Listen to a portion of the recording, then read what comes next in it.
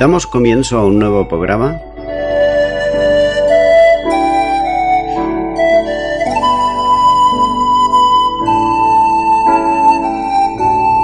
Servidores de Dios.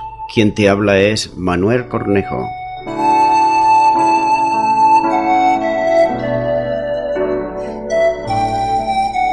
Este es un programa que está respaldado por la Iglesia Evangélica Misión Evangélica de Cataluña.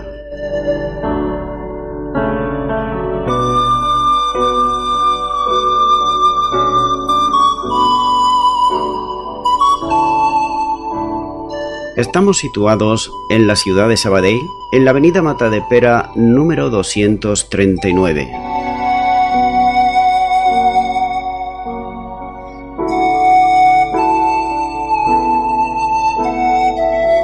Antes de dar introducción a la palabra de Dios, estaremos poniendo una alabanza.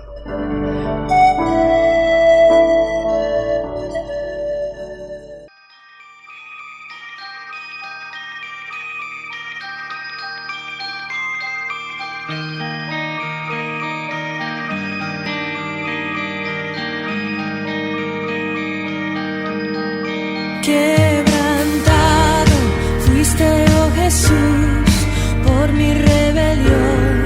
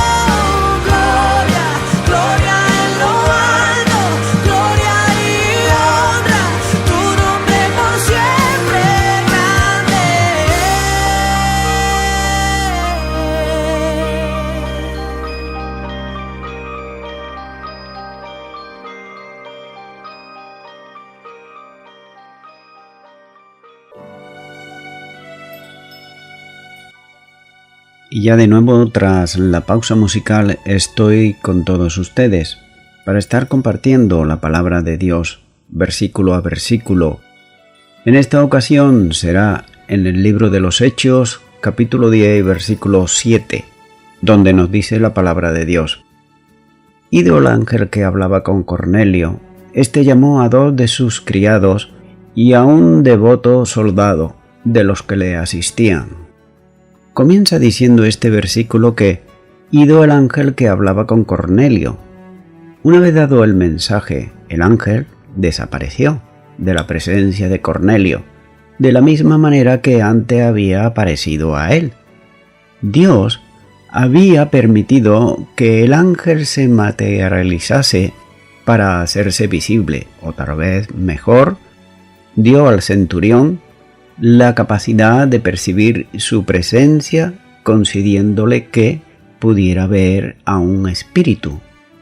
También nos dice en este versículo que éste llamó a 2 de sus criados y a un devoto soldado de los que le asistían. Cornelio no demoró en cumplir lo que el ángel le había indicado, ya que determinó enviar lo antes posible a Jope gente de su confianza para que la misión fuese completamente realizada.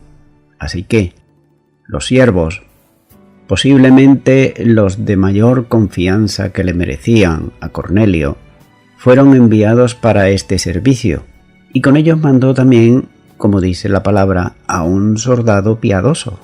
Quiere decir que posiblemente este soldado acudía a la sinagoga con Cornelio y adoraba allí a Dios y asistía a los cultos religiosos, al estudio de la palabra y también a la adoración. Además de ser piadoso, era fiel en el servicio. Literalmente se lee que estaba siempre a disposición de él, es decir, de Cornelio.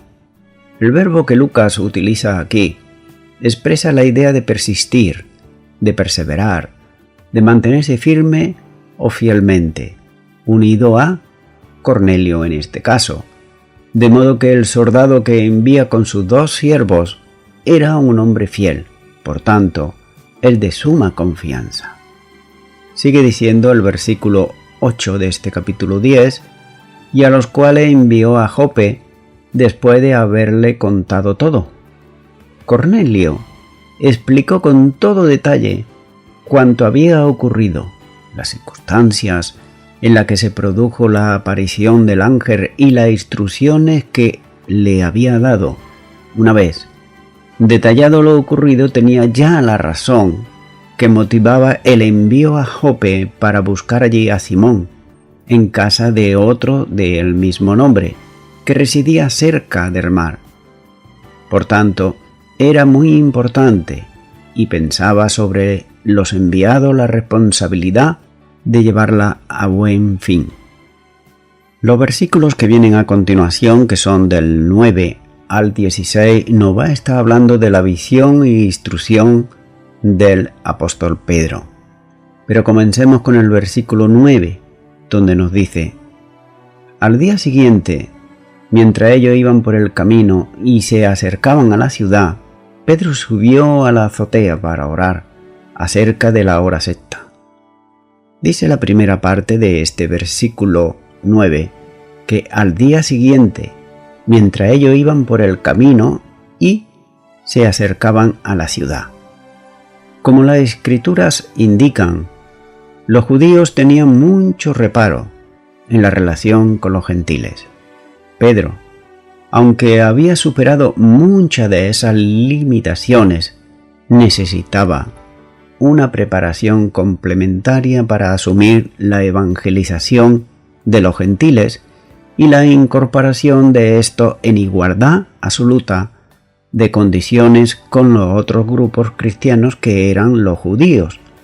Por tanto, ellos debían de formar parte también de la iglesia del Señor Jesucristo. Así que Jesús había entregado a Pedro las llaves para abrir el reino de los cielos mediante la predicación del Evangelio a los diferentes grupos étnicos, que se añadirían al núcleo primitivo de los cristianos en Jerusalén. Entre ellos estaban también los gentiles, cómo no, que a partir de ahora formarán parte de los destinatarios de la evangelización. Así que podemos ver que los mensajeros enviados por Cornelio, ellos se iban acercando a la ciudad. El tiempo que quedaba para el encuentro se iba reduciendo cada vez más. Con toda seguridad, habían aprovechado bien el tiempo, caminando desde Cesarea. Tal vez descansaron durante la noche y comenzaron nuevamente el camino, nada más romper el día. El hecho es que estaban ya muy cerca de Jope, cerca de la hora novena, es decir, al mediodía. Y dice la segunda parte de este versículo 9 que Pedro subió a la azotea para orar, cerca de la hora sexta. Mientras ellos se acercaban a la ciudad, notamos que Pedro, según la costumbre judía, subió a la terraza, a la casa de Simón el curtidor, y lo hizo para orar. Pero nótese aquí en cuanto a la azotea las costumbres que había, ya que algunas veces eran paganas y con el tiempo se volvieron no paganas, sino que se utilizaba como un lugar en el cual podían estar a solas y podían estar mirando al cielo. Si vemos, por ejemplo, en el segundo libro de Reyes, capítulo 23, versículo 12, dice: En la azotea de la casa de Acaz había sido levantados altares, lugares de culto idolátrico que Josías destruyó. Nótese aquí cómo lo utilizaban, pero como un lugar de idolatría. Los tejados de las casas servían como santuario dedicado a los ídolos en la antigüedad por mucho en Israel. Como ejemplo también nos lo muestra en Jeremías capítulo 19 versículo 13 y también Sofonías capítulo 1 y versículo 5. Luego, después del cautiverio, se aprovecharon por algunos por las condiciones de la tranquilidad que ofrecía, pero no para hacer cultos idolátricos, sino para dedicarlos a la oración a Dios. Esta era además una de las horas del día en que los judíos dedicaban para orar, y como no, Pedro la iba a aprovechar también. Dice ahora el versículo 10: Y tuvo gran hambre, y quiso comer, pero mientras le preparaban algo, le sobrevino un éxtasis.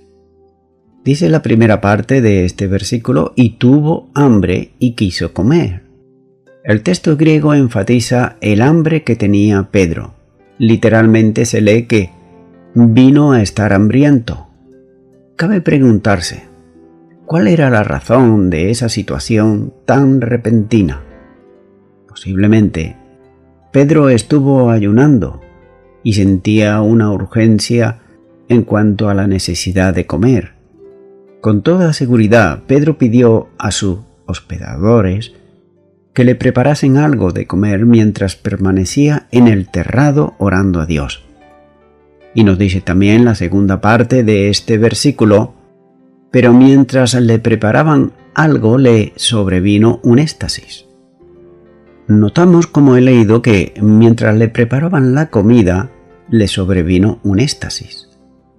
Este es un estado espiritual en el que el alma queda embargada plenamente por algo. No quiere decir que Pedro perdiese el control de su sentido, ni supiera lo que estaba viendo ni lo que estaba oyendo. No, era muy consciente de todo, sino que entró en una disposición espiritual permitida por Dios para recibir instrucciones directas de Él, que se le iban a revelar mediante una visión. El Espíritu Santo de Dios disponía la atención del apóstol de tal modo que distinguiera claramente lo que se le iba a comunicar, tanto por la vía auditiva como por la vía visual. Continúo ahora con el versículo 11, donde nos sigue diciendo la palabra de Dios: y vio el cielo abierto, y que descendía algo semejante a un lienzo, que atado de las 4 puntas era bajado a la tierra. Nos dice este versículo: y vio el cielo abierto. El éxtasis condujo a Pedro a contemplar el cielo, que lo observaba como abierto. Pero también nos sigue diciendo este versículo: y que descendía algo semejante a un lienzo, que atado de las 4 puntas era bajado a la tierra. En el cielo abierto, Pedro ve que desciende hacia la tierra un objeto con forma de lienzo grande, sujeto por las 4 puntas. Una especie quizás como de mantel colgado desde lo alto. Nada se dice de quiénes o cómo se sujetaba el lienzo. Podría suponerse que eran ángeles que lo hacían descender, o simplemente observar que desciende desde el cielo sin otra cosa. Lo importante de la visión es su procedencia, ya que vino del cielo y vino hacia la tierra. Es una revelación de Dios y no de los hombres. Continúo ahora con el versículo 12, donde nos sigue diciendo la palabra de Dios, en el cual había de todos los cuadrúpedos, terrestres y reptiles y aves del cielo. Al descender hasta donde estaba el apóstol, pudo ver el contenido que había en el interior del lienzo. Estaba lleno de toda clase de cuadrúpedos, reptiles y aves. No se dice que hubiera peces en el lienzo, pero sí una gran cantidad de animales terrestres. El adjetivo que nos dice aquí todos no indica la totalidad individual absoluta de los animales, sino a todas las variedades o grupos de ellos.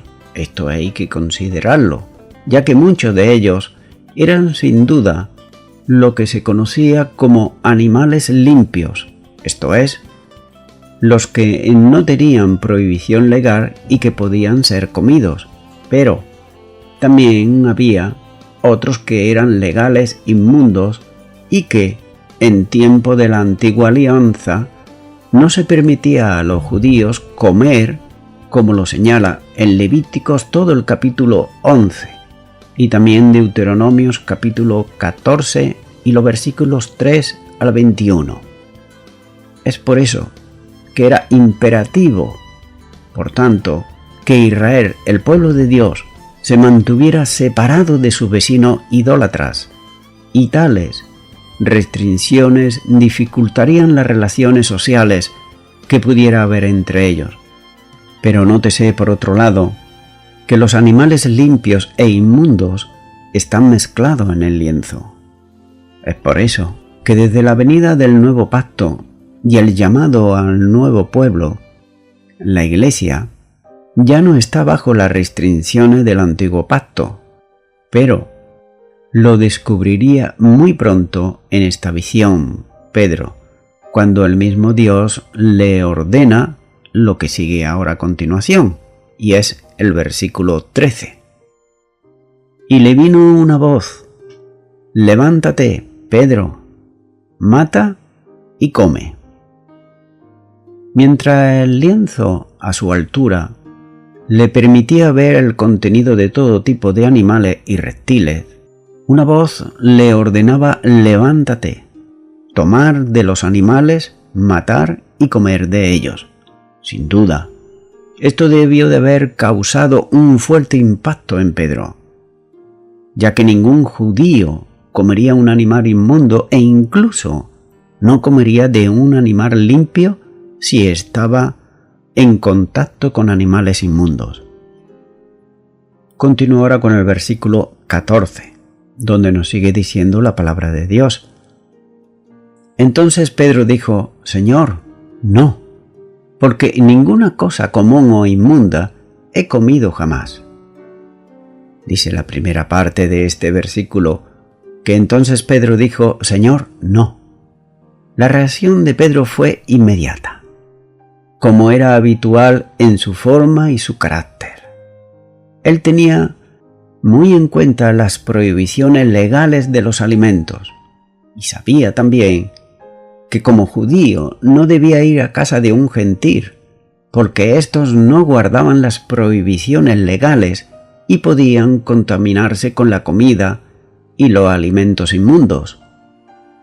Esta vigilancia sobre los alimentos traía una consecuencia directa.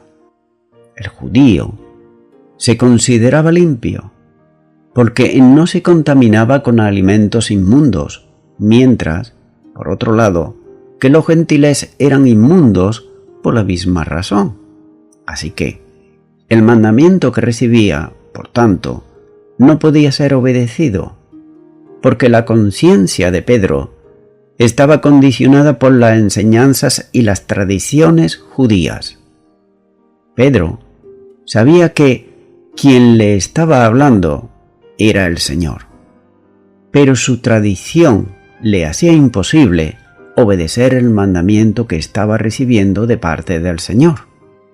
Nótese que la negativa es enfática, aunque no tajante, como sería si hubiera respondido Pedro: de ninguna manera.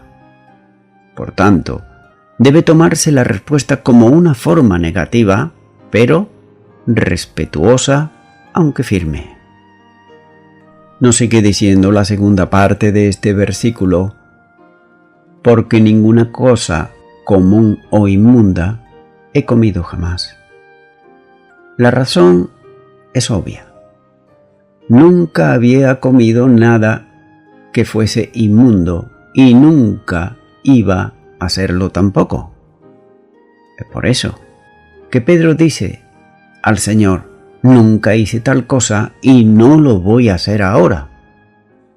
En alguna manera, aquí Pedro está contestando en la forma que también lo hizo anteriormente en el Antiguo Testamento Ezequiel, cuando nos habla y nos dice en Ezequiel capítulo 4 y versículo 14: y dije: ah, Señor Jehová, he aquí que mi alma no es inmunda, ni nunca desde mi juventud hasta este tiempo comí cosa mortecina ni despedazada, ni nunca en mi boca entró carne inmunda. En el lienzo que descendía desde el cielo, como hemos visto, había animales tanto limpios como inmundos. La orden divina de matar y comer no hacía distinción entre ellos. Continúa ahora con el versículo 15, donde sigue diciendo la palabra de Dios. Volvió la voz a él la segunda vez: lo que Dios limpió, no lo llames tú común. Claramente sabe Pedro que la voz que dio la instrucción de levantarse, matar y comer era la voz de Dios, que le hablaba desde el cielo. Y fue él quien determinó que su ley, las limitaciones y prohibiciones para el pueblo de Israel en relación con los animales limpios y los animales inmundos. Por tanto, el mismo legislador, en su soberanía, podía cambiar las disposiciones establecidas antes. Sin embargo, no se trataba de una anulación arbitraria de lo que antes había establecido, sino la consecuencia de haber hecho limpio lo que antes era considerado inmundo, por la obra de la cruz, que anula todo el sistema ceremonial de las sombras de la ley. Pedro había recibido instrucciones suficientes sobre esto del mismo Señor Jesús cuando él mismo le dijo en Mateo capítulo 7 versículos 18 y 19. Él les dijo: también vosotros estáis así sin entendimiento. ¿No entendéis que todo lo de fuera que entra en el hombre no le puede contaminar? Porque no entra en su corazón, sino en el vientre, y sale a la letrina. Esto decía haciendo limpios todos los animales. Es por eso que los animales sanos que entran al organismo por la boca no contaminan, porque no son nocivos para la salud. sino que constituye el modo de nutrir el cuerpo, salvo la intemperancia en la comida o bebida con que se manifiesta el pecado de la gula, es decir, comer en demasía. Ningún alimento propio para el consumo humano es contaminante en sí mismo, como señala la teología judía. Jesús enseñó a los apóstoles y especialmente a Pedro que hacía limpios todos los animales. Sin embargo, la tradición apegada a la mente y conciencia del apóstol requería una nueva y enfática enseñanza para que pudiera comprender esta verdad que el Señor le estaba mostrando. Dios estaba advirtiéndole de una serie de contradicciones que tenía Pedro, porque ya lo que él había hecho limpio no podía un hombre llamarle o declararlo como inmundo. Hay que tener en cuenta que las leyes que regulaban los alimentos cesaron en el mismo momento en que la cruz abolió la barrera de separación entre judíos y gentiles, para que entrase en la misma relación y también en la misma posición en la iglesia. Es por eso que la barrera es derribada por Dios mismo en la obra realizada en la cruz de Cristo. Continúo ahora con el versículo 16, donde nos sigue diciendo la palabra de Dios. Esto se hizo 3 veces, y aquel lienzo volvió a ser recogido en el cielo. No dice la primera parte de este versículo que esto se hizo 3 veces. La voz que advertía a Pedro para que no llamase impuro o común a lo que Dios había hecho limpio se repitió por 3 veces. En el contexto expresivo semita, esta era una forma superlativa de expresar la advertencia. Por 3 veces, la voz divina insistió ante Pedro que se había producido un cambio en la situación y que las leyes que prohibían la participación en alimentos inmundos había ya concluido. Por extensión, estaba enseñando a Pedro a no llamar inmundo tampoco a quienes no cumplían aquellas obligaciones legales, lo que significa una separación completa para el ministerio que debía de realizar, acudiendo al llamado de Cornelio, predicando el Evangelio a los gentiles, de modo que el creyente en Cristo podían entrar también a la única iglesia que el Señor estaba edificando. Nos dice la segunda parte de este versículo 16, y aquel lienzo volvió a ser recogido en el cielo, de manera que la voz cesa, y el lienzo con los animales es recogido arriba, de donde había descendido en la visión. Por tanto, el apóstol había recibido una importante lección, ya que entendía que los gentiles podían ser salvos sin convertirse al judaísmo, y que unos y otros venían a formar una unidad espiritual en Cristo Jesús. Dios está enseñando que lo importante para él no son los aspectos externos, sino las realidades espirituales internas. La lección tuvo que ser repetida por 3 veces, debido a lo arriesgado de las tradiciones entre los judíos. Los prejuicios, sustentados en las tradiciones, se repiten a lo largo de todo el tiempo, tanto antes como ahora también. En muchas ocasiones, lo que fue enseñado antes a creyentes, generalmente costumbres y formas, se convierten para algunos en una doctrina fundamental, de manera que alcanza un valor tan elevado como cualquier otra doctrina bíblica, siendo a lo largo del tiempo sumamente difícil que quienes la han abrazado sean capaces de deshacerse de ella. Es por eso que las tradiciones humanas, incorporadas al pensamiento teológico, condicionan de tal manera el pensamiento que entran en conflicto, incluso con las verdades de la palabra de Dios, y generan conflicto y divisiones entre los creyentes. Voy concluyendo ya con esto. De ninguna manera Dios no estaba quebrantando sus propias leyes, porque esos animales que le mostró a Pedro fueron limpios por Dios. Estaría quebrantando sus leyes si no hubiesen recibido la santificación y la pureza de Dios que Él confiere. Por eso le dice tan categóricamente: lo que Dios limpió no lo llames tú común. Dios tuvo que obrar de esa manera porque sabía que lo que Pedro necesitaba para cambiar un concepto tan arriesgado en su misma conciencia. Es por eso que hay personas que no necesitan éxtasis o experiencia sobrenatural para modificar el curso de sus vidas, porque son dóciles a la palabra de Dios y no tienen tantas barreras interiores que derribar. Si el Espíritu Santo le hubiera hablado para que vaya con los hombres que le vinieron a buscar sin la experiencia del éxtasis, Pedro hubiera dudado que si fuese el Espíritu Santo quien le hablaba.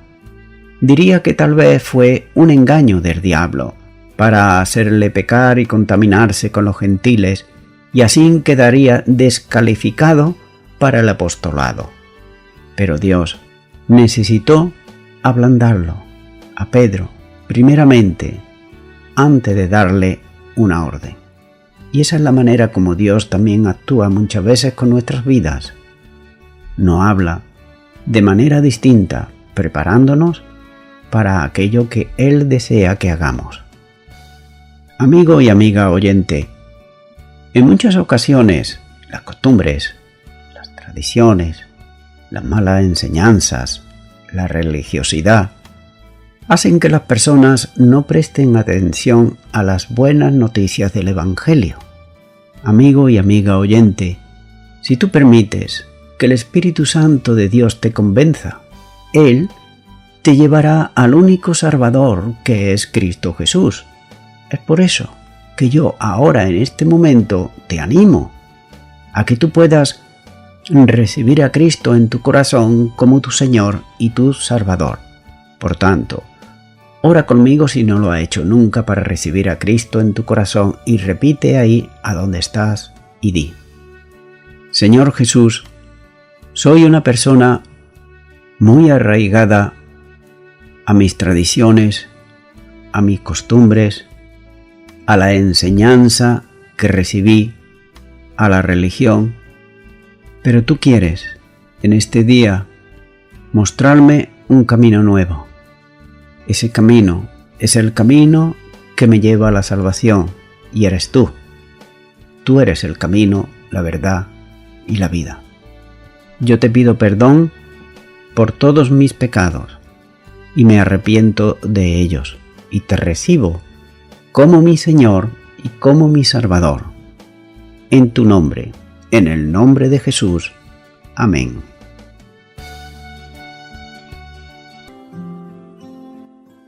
Amigo y amiga oyente, si tú has hecho esta oración de todo tu corazón, te recomiendo que comiences en primer lugar a orar a Dios en el nombre de Jesucristo. Orar a Dios no es rezar, sino que es hablar con una persona. También te recomiendo que leas la palabra de Dios.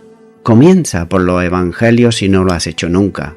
Y también te recomiendo que para que puedas crecer espiritualmente, te congregues en una iglesia cristiana evangélica donde se predique, se enseñe y se practique la sana doctrina y la palabra de Dios.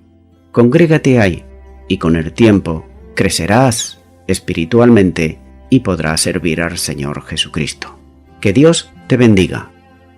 Y a toda la audiencia, nuevamente, ya me estoy despidiendo de todos ustedes y será hasta el próximo programa. Que Dios os bendiga a todos.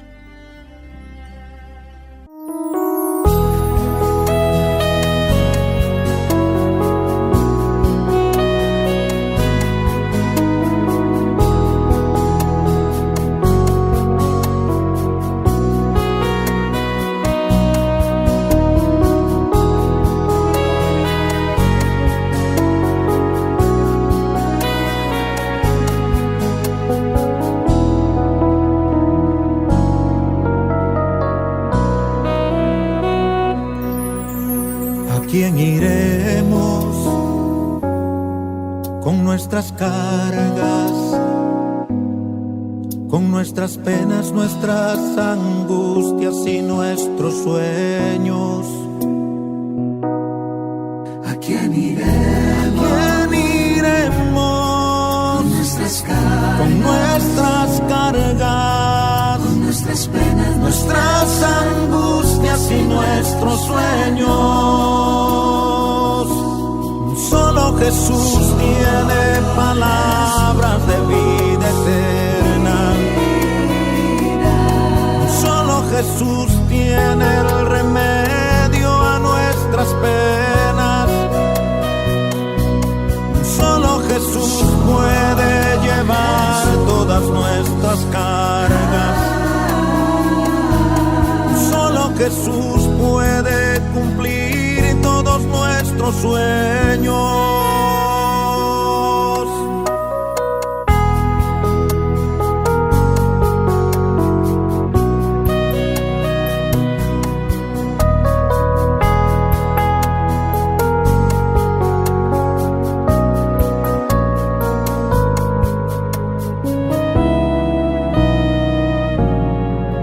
¿A quién iremos